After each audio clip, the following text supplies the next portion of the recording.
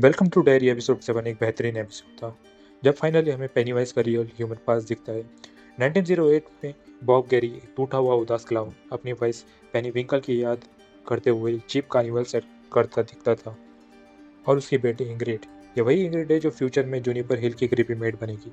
Bob की life का सब कुछ टूट चुका होता है, और जब वो एक छोटे बच्चे जिसकी हालत खराब थी, उस बच्चे की माँ की चीख सुनकर उसके साथ जंगल में जाता है।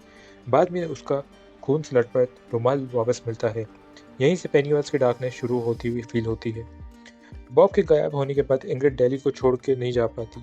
वो जूनिपर हिल में काम करना शुरू कर देती है और धीरे धीरे पेनीवाइज का इन्फ्लुएंस में आ जाती है। एपिसोड क्लियरली हिंट करता है कि इंग्रिड ब्लैक स्पॉट मैसेकर में डायरेक्टली इन्वॉल्व थी। हैंक का बिजी रखना और व्हाइट मॉब को सही टाइम पे सिग्नल देना सब उसी ने प्लान किया था पेनीवाइज के लिए। ब्लैक स्पॉट सीक्वेंस ब्रूटल था। व्हाइट मॉब ने बार को चेन से लॉक करके आग लगा दी और जो भी खिड़कियों से निकले सीधा गोली चला दी। इसी बीच डिक हेलोविन को क्रीपी विजन्स दिखने लगी। एक ट्राइबल वॉरियर सीजी जो उसे एक एंशिएंट बरियल साइट तक ले जाती है, जहां वो सेक्रेट पिलर दिखती है। यही पिलर सीक्रेट क्रिस्टल को होल्ड करता था।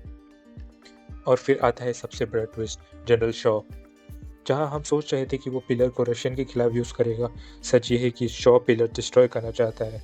उसका बिलीफ है कि अमेरिका का रियल थ्रेट बाहर से नहीं अंदर से आ रहा है।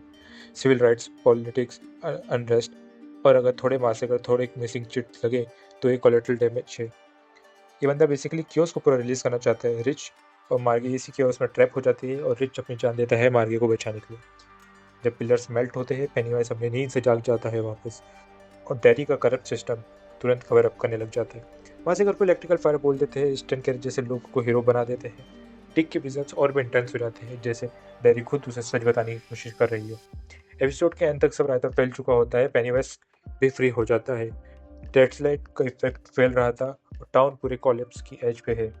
क्लियरली फाइनली एक फुल ब्लोन सिनेमा एक्सपीरियंस की तरफ ले जा रहा है। Thank you for watching this video.